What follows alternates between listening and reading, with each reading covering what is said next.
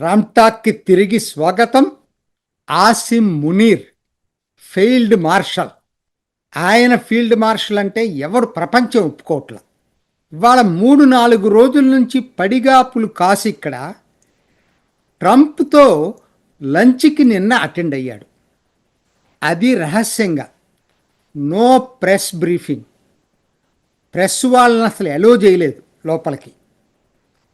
ఆ లంచ్లో ఏం జరిగిందో ఎవరికీ తెలియదు. ఇంతకీ సారాంశం ఏంటి? దీన్ని పాకిస్తాన్లో టామ్ వేసుకోవటానికి ఉపయోగపడుతుందని చెప్పి ఆసిమ్ మునీర్ అనుకుంటున్నాడు. అమెరికాతో సంబంధాలు పెంచుకోవటానికి ఇది ఉపయోగపడుతుందని ఆసిమ్ మునీర్ అనుకుంటున్నాడు. కానీ నా దృష్టిలో ఇది స్వయం కృతాపరాధం. ఆసిమ్ మునీర్కి ఆశించిన దానికన్నా కూడా నిరాశ ఎక్కువ ఎదురవుతుంది. ఎందుకో చెప్తాను. ఇది చాలా ముఖ్యమది. మామూలు సందర్భాల్లో అయితే ఈ ఆప్టిక్స్ బాగానే ఉంటాయి. కానీ ఇప్పుడు జరుగుతుంది ఏంటి? ఇజ్రాయెల్ ఇరాన్ మధ్య యుద్ధం జరుగుతూ ఉంది. మరి పాకిస్తాన్లో ఉన్న సామాన్య జనం ఏమనుకుంటారు? సహజంగా అది కూడా ఇళ్ళ పుణ్యమే. జనాల్ని రాడికలైజ్ చేసి పెట్టారు. ముస్లింలకి ఎక్కడ ఏది జరిగినా వాళ్ళకి మద్దతుగా అక్కడ జనం నిలుస్తారు, మెరిట్తో సంబంధం లేకుండా.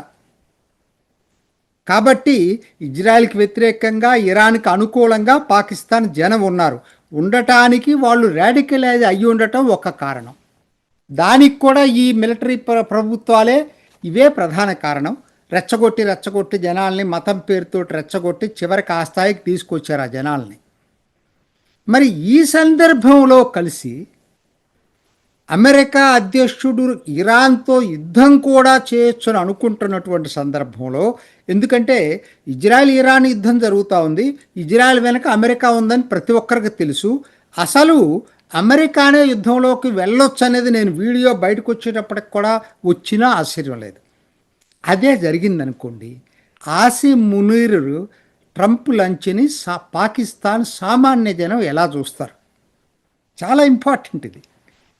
అదీ కాక ట్రంప్ నోబెల్ ప్రైజ్ నామినేషన్కి సిఫారసట, ఆసిమ్ మునీర్ సిఫారసట. చూడండి అసలు ఇదంతా ఇదిగా ఉంది. వైట్ హౌస్ ప్రతినిధి చెప్తూ ఎందుకు పిలిచామంటే, ఈయన ట్రంప్ను నోబెల్ ప్రైజ్ నామినేషన్కి ఆసిమ్ మునీర్ సిఫారసు చేశాడు కాబట్టి. అది జరగాలంటే ఇద్దరు వైపు నుంచి జరగాల.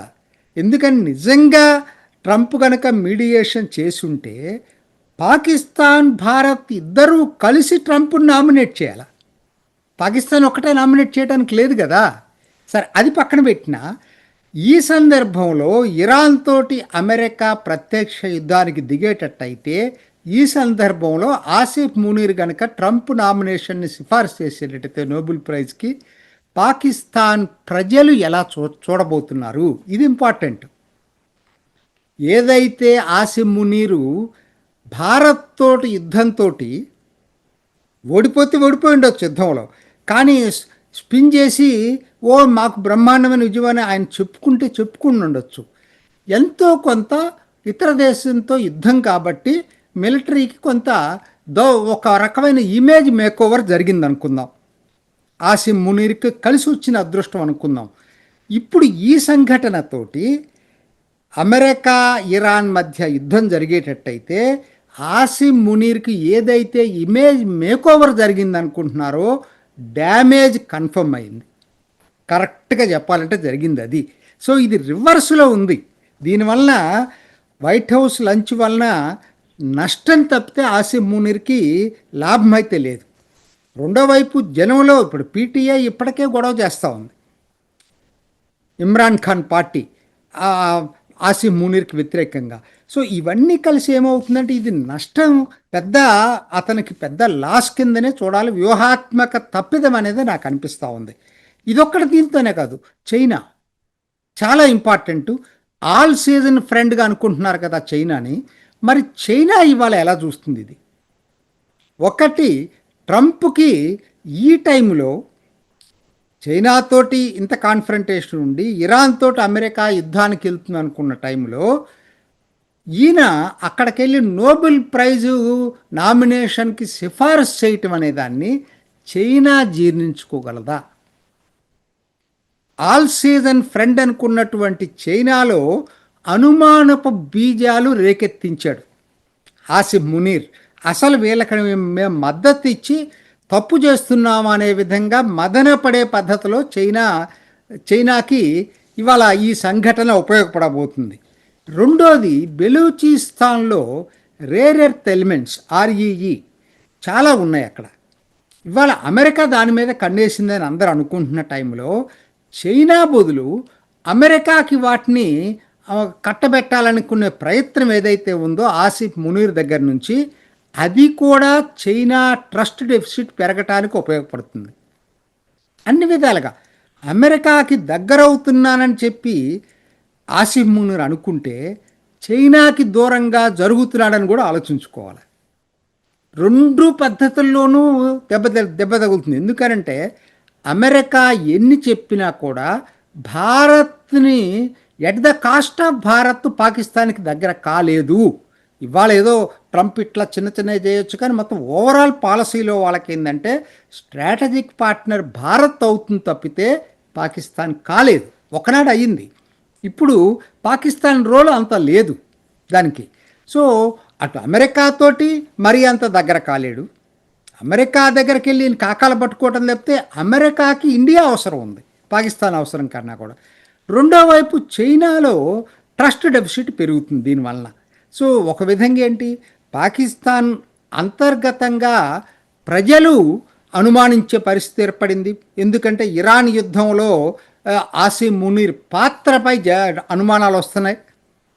రెండోది, పైకి స్టేట్మెంట్ ఇచ్చి ఉండొచ్చు, ఇరాన్పై ఇజ్రాయెల్ యుద్ధాన్ని ఖండిస్తూ స్టేట్మెంట్ ఇచ్చి ఉండొచ్చు, కానీ జనం అంత అమాయకులు కాదు, చాలా స్మార్ట్గా ఉంటారు.